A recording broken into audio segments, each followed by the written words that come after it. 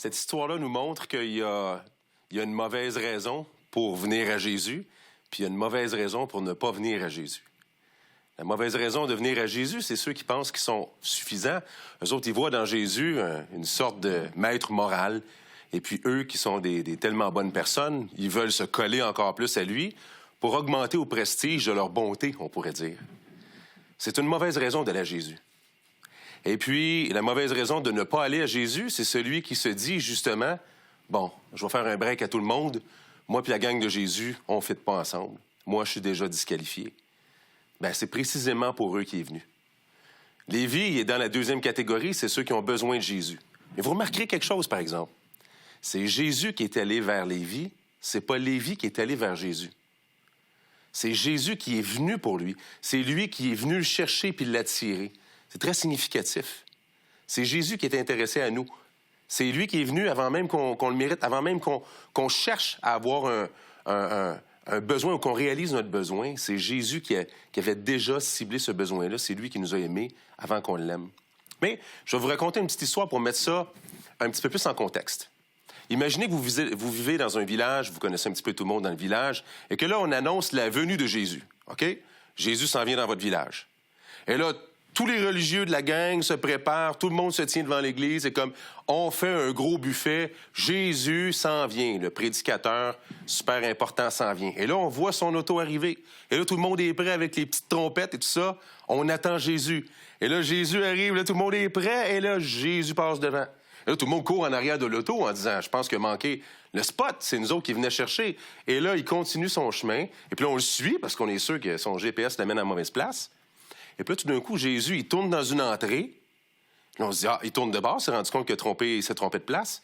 Non, il est chez le Hells Angels de la place. Il est chez le proxénète ou il est chez le pire du village. Et puis là, Jésus sort de l'auto, puis il rentre dans la maison.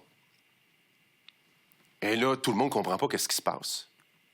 Eh bien, c'est quelque chose comme ça qui se passe avec l'histoire de Lévi, en définitive. Jésus entre dans la maison du pécheur, et là, tous les religieux le jugent en disant, écoute, il ne peut pas être réellement qu'est-ce qu'il dit s'il se tient avec ces gens-là. Voyons. Et eux, ils n'ont rien compris. Rien. Parce qu'en réalité, la force de ce que Jésus dit dans ce passage-là, c'est ça. Le médecin ne vient pas pour ceux qui se portent bien, mais pour ceux qui sont malades. Or, le Fils de l'homme n'est pas venu appeler à la repentance des justes, mais des pécheurs.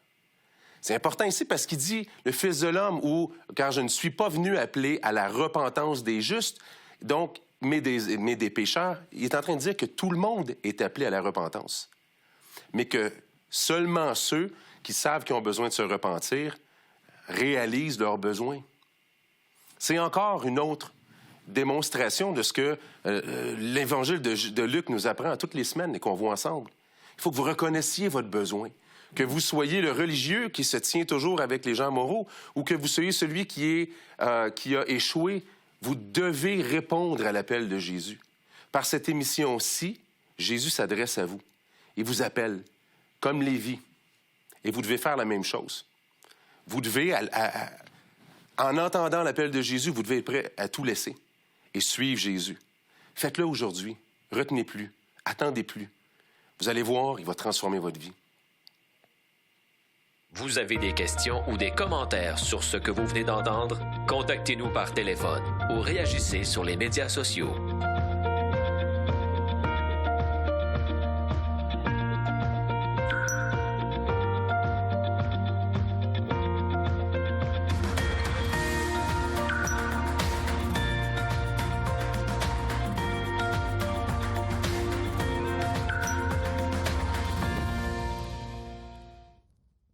L'heure de la bonne nouvelle, en collaboration avec le Messager chrétien, vous offre gratuitement le recueil de méditation quotidienne La Bonne Semence. Pour en recevoir un exemplaire, écrivez-nous à l'heure de la bonne nouvelle, casier postal 25015, Trois-Rivières, Québec, G8Y0B5.